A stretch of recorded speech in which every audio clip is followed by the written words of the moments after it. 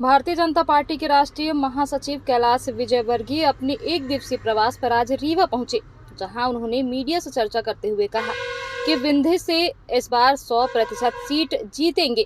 पिछली बार भी विंध्य ने अच्छा साथ दिया था। उन्होंने कहा कि वीर सावरकर को राहुल गांधी अच्छे से नहीं जानते, इसलिए अनर्गल बात कहते हैं, जिससे स्पष्ट होता है कि उनका ज्ञान कितना अल्प है। खबर मध्य प्रदेश के रीवा जिले से है, जहां भारतीय जनता पार्टी के राष्ट्रीय महासचिव कैलाश विजयवर्गीय एक दिवसीय प्रवास पर रीवा पहुंचे। इस दौरान भाजपा कार्यकर्ताओं ने जगह जगह उनका स्वागत किया। कैलाश विजयवर्गीय भाजपा कार्यालय अटल कुंज पहुंचे, जहां जिला बैठक को संबोधित किया। इसके बाद वृंदावन गार्डन झिरिया में वरिष्ठ व पदाधिकारियों से संवाद चर्चा की, उनका अनुभव साझा करेंगे।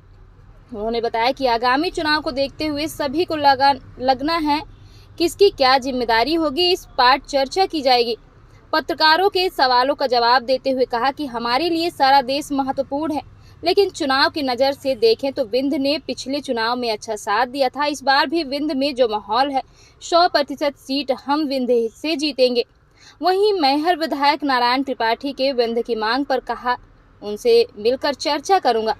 महिला पर आपत्तिजनक टिप्पणी करने के सवाल पर और विपक्ष के माफी मांगने की मांग पर कहा कि मैंने कोई ऐसी बात ही नहीं कही, तो क्यों माफी मांगो। उन्होंने वीर सावरकर पर राहुल गांधी द्वारा की गई टिप्पणी पर कहा कि वो या तो वीर सावरकर को जानते नहीं या अनजान बन रहे हैं। उन पर अनर्गल टिप्पणी करना यह दर्शाता है कि राहुल गांधी का कितना अल्प ज्ञान है। उन्होंने यह भी कहा कि आगामी विधानसभा चुनाव शिवराज सिंह के नाम पर लड़ा जाएगा। विंध्य कितना महत्वपूर्ण है, लगातार दौरे हो रहे हैं जी। विंध्य कितना महत्वपूर्ण है 2023 चुनाव? देखिए, हमारे लिए सारा देश महत्वपूर्ण है, सारा प्रदेश महत्वपूर्ण है। और चुनाव की दृष्टि से यदि हम देखें तो विंध्य ने तो पिछली बार बहुत हमारी मदद भी की है, और अभी भी विंध्य के अंदर जो माहौल है वो भारतीय जनता पार्टी 100% पूरे विंध्य से जीतेगी। कितने नेता नाराज चल रहे हैं जिन्हें आप बनाने के लिए? हमें तो पता नहीं, आपके पास कोई खबर तो बताना। हमारे लिए तो कोई भी नाराज नहीं है। मैहर विधायक ने अलग पार्टी का गठन कर दिया, नारायण मिश्रा। मैंने भी अखबारों में पढ़ा, मेरी उनसे बात नहीं हुई। क्या लगता है वो शुरू से किसी के नहीं हो पा रहे हैं? पहले समाजवादी पार्टी में थे, इसके बाद कांग्रेस में आए, फिर भाजपा में आया, भाजपा से भी नाराज चल रहे हैं। देखेंगे, चर्चा करने के बाद ही कुछ बात कर पाएंगे, क्योंकि मैं कल सतना में था और उन्होंने कहा था कि मैं रात को आऊँगा, पर बाद में खबर आई कि वो नहीं आ पा रहा है, इसलिए अभी मेरी कोई चर्चा नहीं है उनसे। हम चर्चा करेंगे उनसे। सर, भारतीय जनता पार्टी के आप एक बड़े सैनिक के रूप में जाने जाते हैं। ये आप अभी चर्चाओं में इसलिए कि कुछ महिलाएं आपके ऊपर आरोप लगा रही हैं कि उनको आपने आपत्तिजनक बयान। देखिए, ये इंदौर से संबंधित विषय था, इसलिए रीवा में इसका कोई जवाब नहीं दूँगा। कांग्रेस ने माफी मांगने के लिए कहा है आपसे, गिरफ्तारी होकर के आप माफी मांगे महिलाओं से? उनका काम ही यही है, जनता ने उनको इसी लायक छोड़ा है। तो आप माफी नहीं मांगे? ऐसा कुछ करा नहीं। मैं आपसे बोलूँ आप माफ़ी मांगो तो क्यों मांगेंगे आप? उद्देश्य क्या था आपका, या ऐसा बोलने के लिए कुछ सुधार करने का था? वो इंदौर का विषय था, मैं रीवा में उसका जवाब नहीं दूंगा। रीवा आए हैं, क्या ताकत देखे जाएंगे आगे?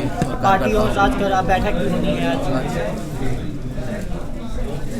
देखिए, अभी हमारा बूथ सशक्तिकरण का कार्यक्रम पूरे देश में चल रहा है, और रीवा में काम बहुत अच्छा हो रहा है। तो रीवा में हम बूथ सशक्तिकरण के बारे में भी अध्यक्ष जी से जानकारी लेंगे। साथ ही हमारे सभी पुराने कार्यकर्ता हैं, जो पूर्व अध्यक्ष है, पूर्व जिला पंचायत के सदस्य है, पूर्व विधायक है, उन लोगों के साथ भी बैठेंगे, चर्चा करेंगे, क्योंकि उनका अनुभव का लाभ भी हम लेंगे।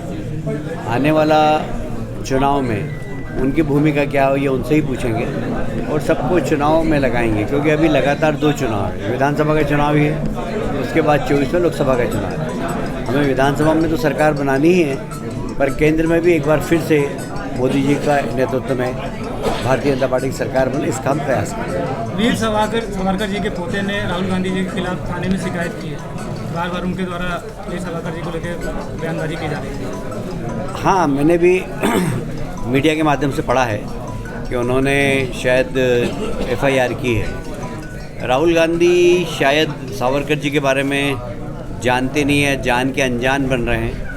सावरकर जी जैसा महान व्यक्तित्व